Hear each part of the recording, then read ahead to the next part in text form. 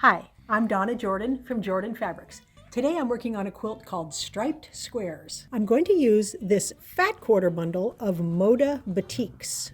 The pattern is also from Moda Fabrics, and it's my favorite kind of pattern, a free pattern. So if you go to our website, to Jordan Fabrics, we have a whole section of free patterns right here. And this one is called Stripey Squares. Click on it.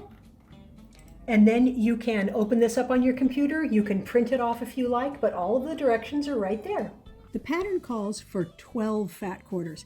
And then we need a background. We need 3 1/4 yards. And I'm going to use this nice white here because all of these different colors will stand out nicely against this clear white background. The first step is to iron these nice and flat, because if you have them pressed very, very flat, you will get more accurate cuts. Now I've got 6 layers here. I can cut 6 layers easily. If that's too thick for you, then only cut 4 or 2, whatever is comfortable for you. Now there's a nice cutting diagram included, and every fat quarter is going to get cut exactly the same way. Now it's pretty easy to get your cuts this way because you need 16 inches of your 18. But this way it's a little tight. We need 21 inches here. So I've very carefully on this side over here lined everything up so that when I cut those strips, I can get all 21 inches. So you want to be real careful before you start that you can get that width. I'm using my weight here to help hold down my plastic ruler. And we're going to do all of these first cuts. They are all 2 inches wide. So we're going to do 2, 2, 2, 2, 2 all the way across.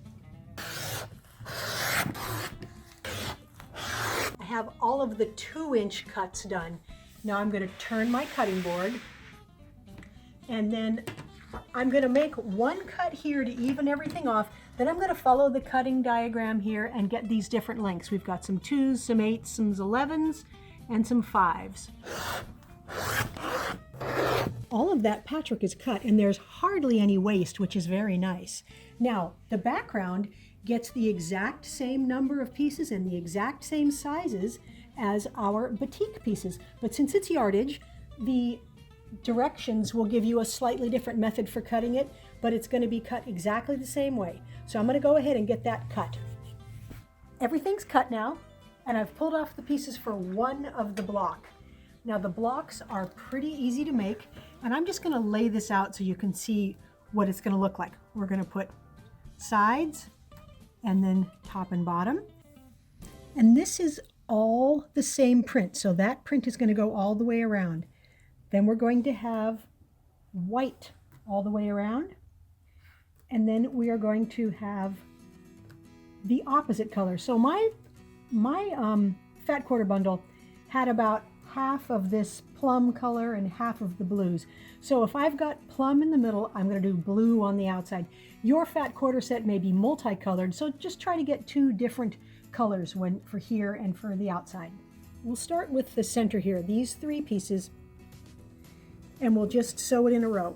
Now with batiks, sometimes it's hard to tell what's the top and what's the back of the fabric. And our rule is, if you can't tell which is the top and which is the back, then it doesn't really matter. Sometimes, like this one here, there will be spots on it, and that to me is the back side, so I'm going to make sure I have that for my top.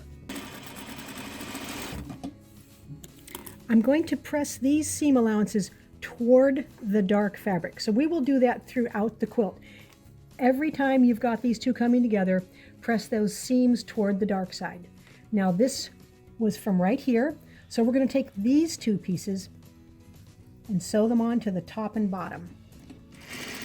Now it's exactly the right size, so if you're using your careful 1/4 inch seam allowance, each piece is going to fit on, and you can start finger pressing towards the dark as you go.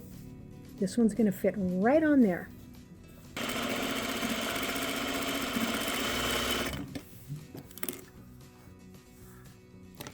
Now when you put this back here, it's square, so you can put it either way. but you want to put it back the way you had it laid out originally, which means these long pieces are going on the sides that have those little seams. Now be sure to iron this seam allowance toward the dark, so you've got to fold it in that way. That way we won't get any shadowing here when we're all done with the block. Now we'll put these guys on the top and bottom.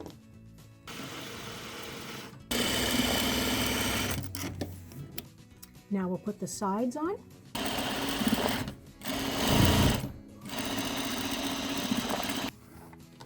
And now the top and bottom.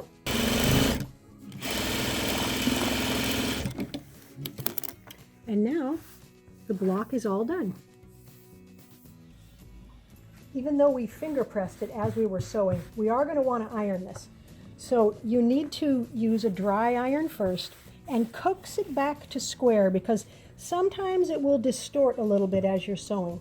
So I'm just going to gently square it up as I go. Make sure those look, the logs or these strips look nice and straight. And you can just use your eyes. You don't have to measure or anything. It's going to be pretty true, but you can help a lot just with that iron. I've gone ahead and made half of the blocks for the quilt. So this is all the blocks that are colorful like this. Now, all we have to make is some blocks that are made exactly the same way, but they start with dark in the middle. Then there's white, then there's a color, and they end with white. So I'm going to go ahead and get those stitched up. All of the blocks are done, and I'm ready to start laying out the quilt. So all we're going to do is use alternating blocks. So we're going to use one with the dark on the outside, and then one with the light on the outside. Then another one with dark, and another one with light. So I'm going to go ahead and get the whole thing laid out, and then we may trade some of the squares around so we get a nice color balance. Now all the blocks are laid out, and I didn't even look to see what color was going to end up where. I simply put a dark outside and a light outside. So once I get that done, then I will take a look at the whole quilt. And I don't like it because I've got this print, the same print, in blocks that are right next to each other. So I will start trading around a little bit. Now I traded, but look, it's still up next to the same kind of block. So I'm going to have to go farther away, maybe here, because this was right next to that guy. So you can get kind of picky and end up trading and trading and trading. So don't look at it too closely. Just stand back and see if the overall view is what you like, and make sure you don't have two really close together right next to themselves. There's one more hint for laying out your blocks. Take all of your blocks that have light on the outside and put those long pieces on the top and bottom. Then take the blocks that have the dark on the outside and put the long pieces on the side. That way, when you stitch this seam here, you don't have to match anything in there. If we had it this way, it looks the same, it's perfectly fine, but I'm going to have to make those intersections match. This way, I won't. I've got the quilt top all done, and it's loaded onto the quilting machine. Really liking how all the squares look. It's very balanced, so we need to pick a thread color. Now, I almost always like my thread to blend in and not show very much. So I'm pretty sure if I use this, the thread is really going to show on the white, and I don't think I'll like it. Same with this. It matches perfectly, but it's just not going to blend at all. Now, I could use white. That will blend really well in the white, but it's going to show up quite a bit on these dark blues.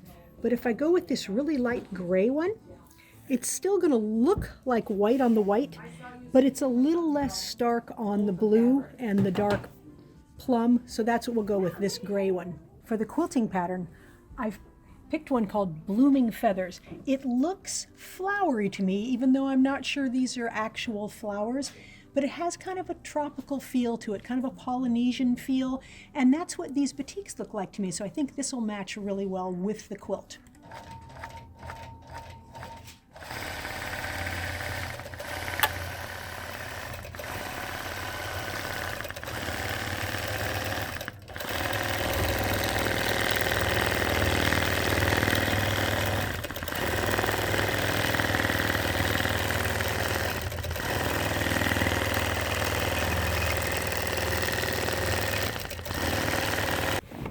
I've got the stripy squares quilt all done. This is a fun one to make. It's 63 by 84, so it's nice and big already.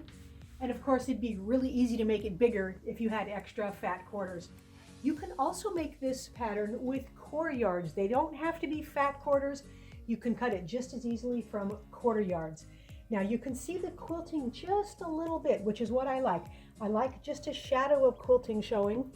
The back is this nice batik with these, I think they're birds. I'm not really sure what kind of an animal it is, but it's very interesting. And I used the same fabric on the binding. Sometimes I will use that same fabric because the back looks very smooth then, and the dark blue frames the top very nicely. Thanks for watching our tutorial today on the striped squares quilt. We hope you enjoyed it. Now, time for a giveaway. This is called Cosmic Stars. This was a really fun quilt to make. You may have seen our video. We have a video that shows you how to make it. But today you could win this one. So go to the link below that says giveaway, and you put in your email address and your name, and you could win this and we could ship it anywhere in the world. Good luck. Now, if you like our videos and you want to support us, the best thing you can do is subscribe to our YouTube channel. That would really help us out. Happy quilting!